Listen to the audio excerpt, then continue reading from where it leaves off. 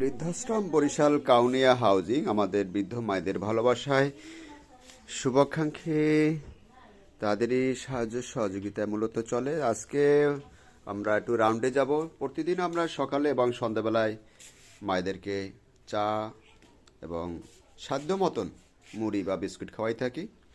তো শুভাকাঙ্ক্ষীরা কিন্তু আমাদের এখানে আর্থিকভাবে সাহায্য কমে গেছে এবং খাবার দ্রব্যগুলোই বেশি আসতেছে। আমরা বর্তমানে আর্থিকভাবে আবারও সংকটে পড়ে যাচ্ছি। তো অনুরোধ থাকবে সকল শুভাকাঙ্ক্ষীদের কাছে, আপনারা যারা আমাদের মায়েদের দেখতে আসেন, আপনারা মেহেরবানি করে খাবার দ্রব্যর পাশাপাশি আপনারা নগদ কিছু সাহায্য দিবেন। আর নাইলে আমাদের আর্থিকভাবে দুর্বল পড়ে গেলে আমরা আবারও সংকটে পড়ে যাব। তো সেই জন্য আপনাদেরকে একটু দেখাচ্ছি, অনেক খাদ্যদ্রব্য আমাদের কাছে কিন্তু জমা হয়ে যাচ্ছে, কিন্তু নগদ কোনো টাকা আপনারা যদি না দেন, আমরা বাড়ি ভাড়া 4টি বাড়ি বর্তমানে ভাড়ায়, সেই সাথে আমাদের আছে কর্মী 17 জন, সেবাকর্মী 17 জন, তাদেরই মূলত বেতন দিতে হয়, বিদ্যুৎ বিল, জ্বালানি গ্যাস, নানান রকমের ঔষধপত্র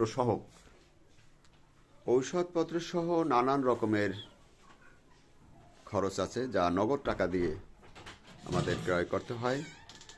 ঔষধ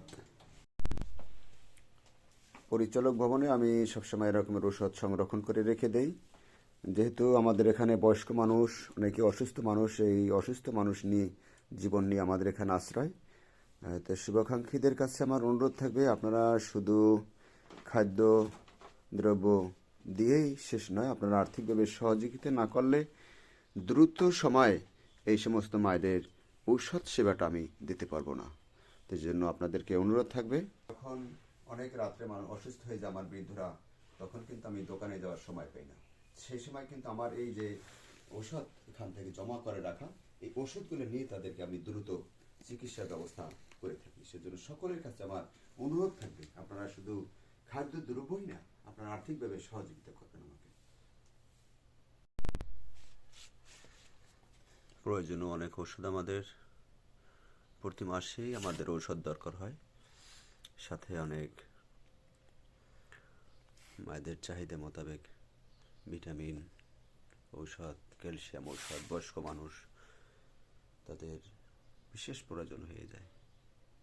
তো শুভাকাঙ্ক্ষী যারা আছেন আপনাদের কাছে, আপনারা দেখছেন আমাদের যে কার্টন ভর্তি ঔষধ সংরক্ষণ করে রেখে দিতে হয়, নানান রকমের ঔষধ,